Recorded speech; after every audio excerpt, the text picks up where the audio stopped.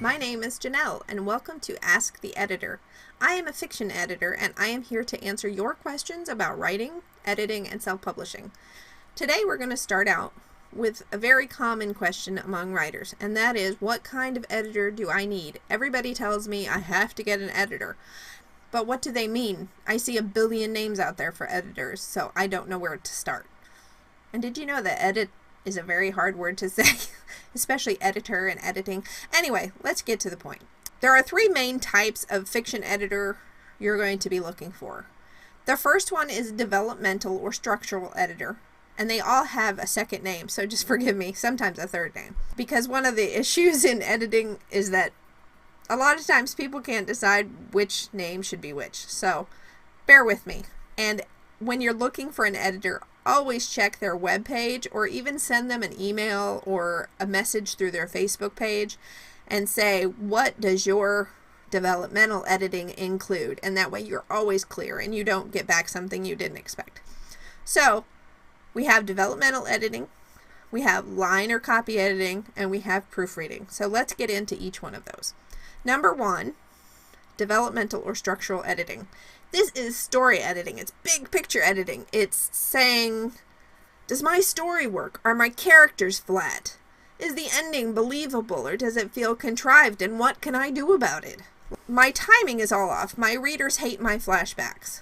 So those are the kind of questions that a developmental or structural editor will approach.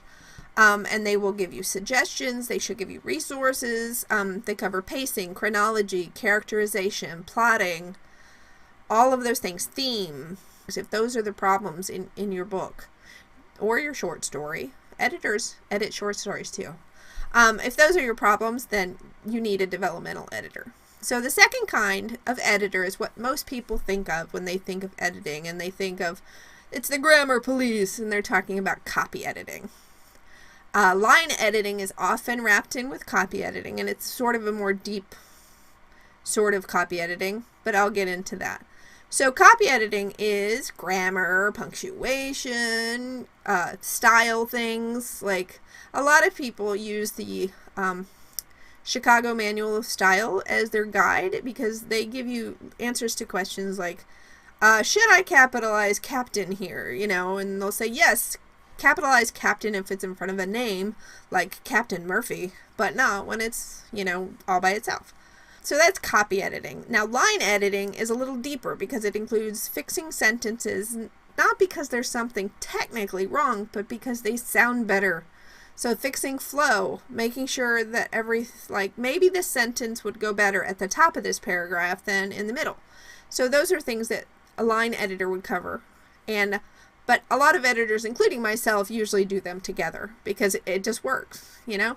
But you should definitely ask your editor. So, you know, if you just want copy editing, you only want you like your sentences just the way they are, that you don't care what they think about your flow, and you just want to make sure that you don't have typos or actual errors in there.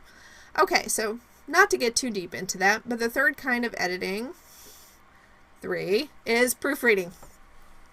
Proofreading is probably the most misunderstood type of editing. This is a good way to remember. Proofreading actually means reading the proof, and the proof is your formatted book.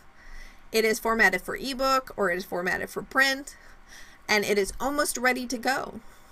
You know, you have a cover ready and everything.